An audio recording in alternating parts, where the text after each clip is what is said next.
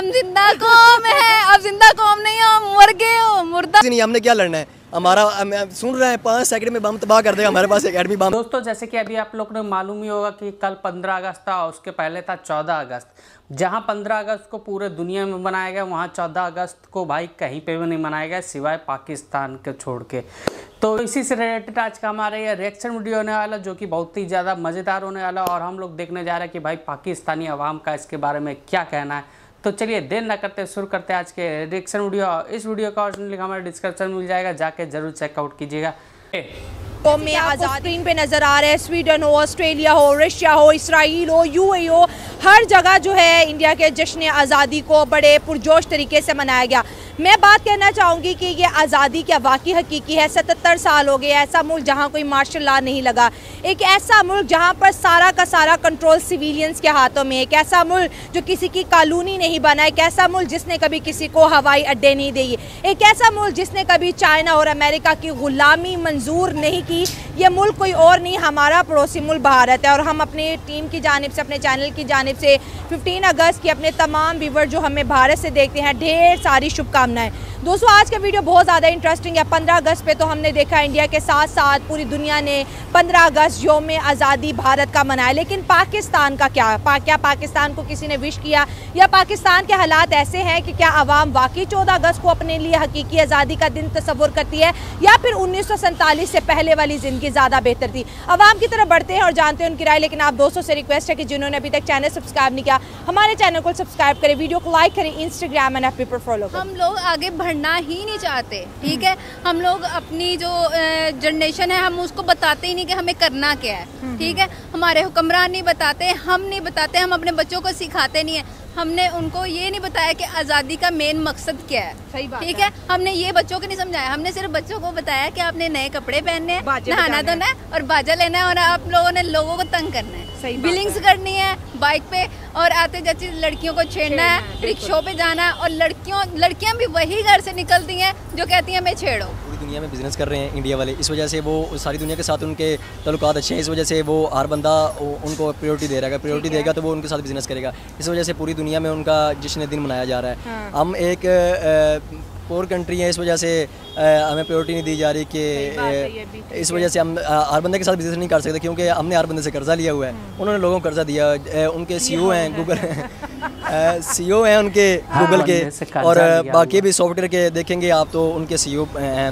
Adobe का भी उनका सीईओ है। तो वो अगर इतने बड़ा मुल्क है तो अगर कोई प्रायोरिटी देंगे तो फिर ही उनके साथ चलेंगे ना वो।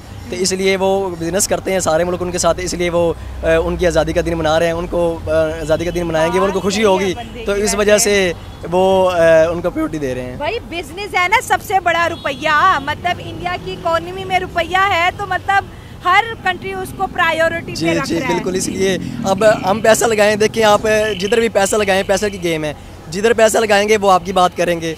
कोई भी बंदा छोटे लेवल से बात कर लें आप, छोटे लेवल से अगर हम एक कांस्टेबल है पुलिस वाला, हम उसको पैसे देंगे तो उसके लाइक जो काम होगा हमें कर देगा। अगर नहीं तो वो कहेगा भाई मैं कर ही नहीं सकता, मैं कांस्टेबल मैं क्या कर सकता हूँ। लेकिन आप देखिए ना पैसे की गेम है, वो पैसा लगाते हैं तो वो पैसा दे रहे हैं, वो खेल रहे हैं। इस वजह से हम पैसा नहीं दे सकते, हम एक गरीब मुल्क हैं, तो इस वजह से हमारा जश्न आज़ादी नहीं मनाया जा रहा। और ऊपर से हम मुसलमान हैं, सबके सामने अंदर की बातें नहीं, ये बात नहीं, ये बात सही है कि इकोनॉमी की बेसिकली पावर होती है। जो मुल्क जितना ज़्यादा, जैसे उन्होंने कहा कि उनके सीईओ पूरी दुनिया में बैठे हुए हैं, इस वजह से वो मना रहे हैं। मिस हमारा मुल्क कोई गरीब मुल्क नहीं है, लेकिन बस मसला ये है कि हमारी जो अवाम है ना, वो सामने कैमरे के, हाँ, हमारी जो अवाम है ना, वो इस हद तक करप्शन में मुलविस है कि हम आगे बढ़ ही नहीं सकते। सही हो गया। बात ऐसी नहीं है कि हमारा मुल्क बहुत गरीब है या हमारे मुल्क में वो कैपेसिटी नहीं है, बस बात ये मुल्क तो गरीब है। 8 से 7 बिलियन डॉलर कौमी खजाना, 25 करोड़ आवाम का, जिसमें भी से 3-4 बिलियन तो यूएई के, सऊदी अरब के और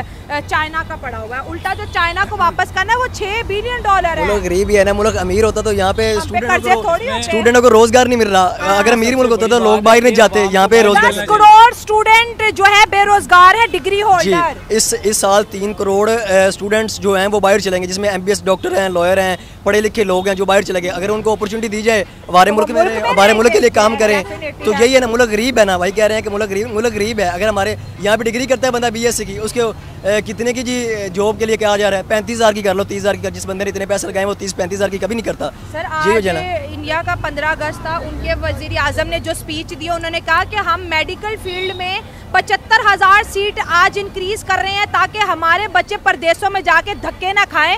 वो तो अपने कोटा, मेडिकल कोटा भी बढ़ा रहे हैं, इंजीनियरिंग कोटा भी बना रहे हैं, बिजनेस के लिए कह रहे हैं कि नौकरी ना करो, आप अपना बिजनेस स्टार्ट करो, स्टार्टअप्स लग रहे हैं। वो उन्होंने अपनी स्पीच में ये बातें की, हमारी स्पीच में दुश्मन की आंख को जो है हम तोड़ देंगे, मैली आंखों, हम कश्मीर आज़ाद कराएंगे, फलस्तीन आज़ाद करेंगे। 23 साल हो गए सुनते हुए, लेकिन अब तक आज़ाद नहीं हो सका।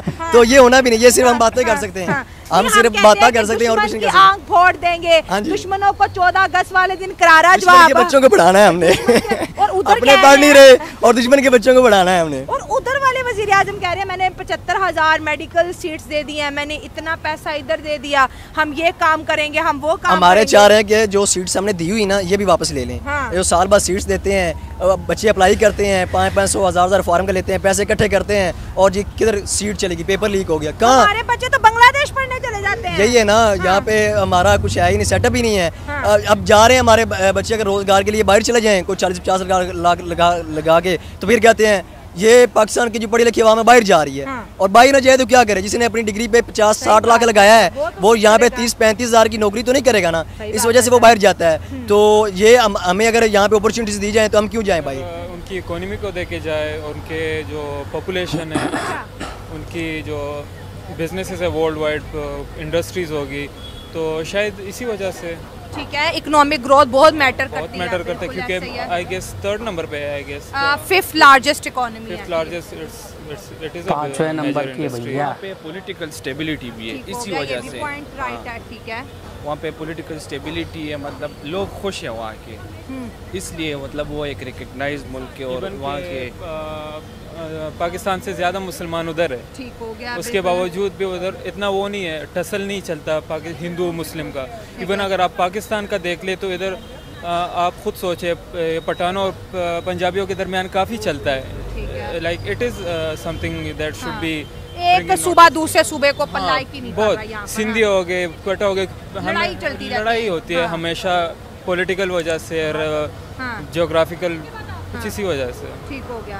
तो उनको लोग विश कर रहे हैं कि वहाँ पर पॉलिटिकल स्टेबिलिटी है, इकोनॉमी अच्छी है, हर कंट्री का उनके साथ इंटरेस्ट लिंक है, शायद ये वजह है। हाँ, इसी वजह से मतलब वो एक रिकग्नाइज मुल्क है, मतलब सारे लोगों के साथ उनके जो राब्ते और दूसरे मुल्क के साथ वो अच्छे। पाकिस्तान के खुद दूसरों मुल्क के साथ जो है ना वो उनका राब्ता वो ठीक नहीं है। ठीक है, ये बात अच्छी है कि इंडिया के राब्ते अच्छे हैं। हाँ, इंटरनेशनल नेशनल अफेयर। यहाँ पे उनकी वो फॉरेन पॉलिसी का भी तो रोल है ना।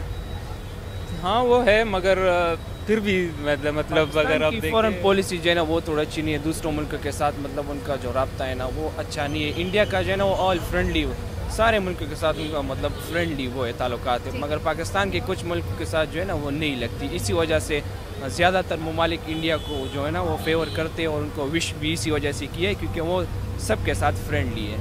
तो इंडिया में बच्चा बच्चा खुशी के शादियाने बजा रहा, तिरंगा लेके घूम रहा, वहाँ तो कोई सियासी कैंपेन नहीं चली।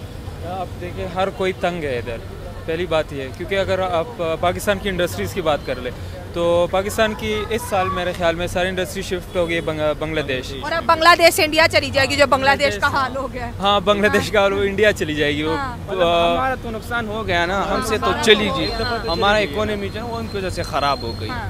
तो हर कोई तंग है और दुनिया लगता है अब हमसे तंग है। हाँ, दुनिया। ये थी वो वीडियो जिसमें बात की जा रही थी भारत की इकनॉमी की भी, कि भैया भारत कितनी ज़्यादा तरक्की कर रहा। जहाँ पे 15 अगस्त को हमारे प्रधानमंत्री देश की बरकत के लिए या फिर नौकरियों के लिए बात कर रहे हैं, वहाँ पे पाकिस्तान में 14 अगस्त के दिन वहाँ के जो प्राइम मिनिस्टर वो बात कर रहे हैं कि हम बदला लेंगे, ये करेंगे, वो करेंगे। मतलब देश की प्रगति के लिए बात नहीं कर रहा है, बाकी लड़ाई के लिए बात कर रहा है।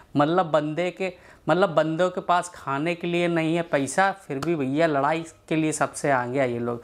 ठीक है, और बात कर लेते हैं इकनॉमी की कि भाई हिंदुस्तान को पूरा वर्ल्ड विश कर रहा है। क्रिकेटर हो, चाहे कोई भी पॉलिटिक्स हो, चाहे कोई भी हो, पूरी दुनिया में 15 अगस्त को मनाया गया और पूरी दुनिया के लोग 15 अगस्त को लेके हिंदुस्तान को विश कर रहे हैं। वहीं पे 14 अगस्त के दिन किसी ने भी पाकिस्तान को विश नहीं किया। तो भाई उसकी भी इकनॉमी की भी बहुत ही बड़ा पड़ जाता है असर, और आतंकवाद का भी भाई बहुत बड़ा असर पड़ जाता है। पाकिस्तान आप लोग तो जानते हो, पाकिस्तान आए दिन भैया अटैक करता रहता। पाकिस्तान में ही भाई ओसामा बिन लादेन भी पाए गए थे, ठीक है। और उसके बाद अमेरिका ने क्या किया था, जाके उसको ओसामा बिन लादेन को पकड़ा भी था।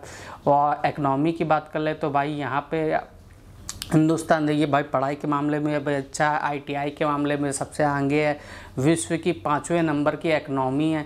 तो भाई जाहिर सी बात है 5वें नंबर की इकनॉमी, और हिंदुस्तान की फॉरेन पॉलिसी भी बहुत ही अच्छी है। हिंदुस्तान भाई हर किसी से बना के रखता है। G20 की जो मीटिंग हुई थी वो भी इस बार हिंदुस्तान में हुई थी। तो भाई हिंदुस्तान से पाकिस्तान का कंपैरिजन ना ही किया जाए मेरे हिसाब से तो वही ज़्यादा बढ़िया रहेगा, क्योंकि भाई कहाँ हिंदुस्तान और कहाँ पाकिस्तान। तो ये लोग जिस तरीके से कंपैरिजन करते रहते हैं आए दिन, कभी इस चीज़ का कंपैरिजन कभी उस चीज़ का कंपैरिजन, तो मेरे हिसाब से तो मुझे नहीं लगता कि ये कंपैरिजन करना बनता भी है, ठीक है। और बात कर लेते कि भाई पाकिस्तान के, जाहिर सी बात है जब कोई बंदा इतना पैसा लगा के पढ़ाई कर रहा, पढ़ाई में 20 लाख 30 लाख रुपए लगा रहा, तो वो क्यों पाकिस्तान में मात्र 35 से 30 हज़ार रुपये की नौकरी करेगा। और पाकिस्तान में 35 से 30 हज़ार का कोई मायने नहीं होता। वहाँ का 35-30 हज़ार रुपये यहाँ के इंडियन रुपीस में काफ़ी कम हो जाता, तो वो क्यों करेगा। जाहिर सी बात है जो बंदा अपने इतने पैसे लगा रहा तो फॉरेन कंट्री में जाएगा, बाहर जाकर ही काम करेगा। तो पाकिस्तान को तो सबसे पहले भैया अपने इकनॉमी पे काम करना चाहिए, उसके बाद अपने लिए काम करना चाहिए, अपने लोगों के अपने बंदों के लिए काम करने चाहिए, उनको नौकरी प्रोवाइड करना चाहिए। उसके बाद भाई ये दुश्मनी की बात करनी चाहिए कि हम दुश्मन के साथ ये कर देंगे, वो कर देंगे, फलाना कर देंगे, ढिमकाना कर देंगे। तो चलिए इसी के साथ ये रिएक्शन वीडियो यहीं पे ख़त्म करते हैं। उम्मीद करते हैं ये रिएक्शन वीडियो आप लोगों को पसंद आया होगा। अगर ये वीडियो अच्छा लगा तो प्यारा सा लाइक करना, चैनल पर ना तो सब्सक्राइब कर लेना, एंड बगल में दिए बेल आइकन उसको जरूर दबा देना। तब तक के लिए ओके बाय, जय हिंद एंड वंदे मातरम।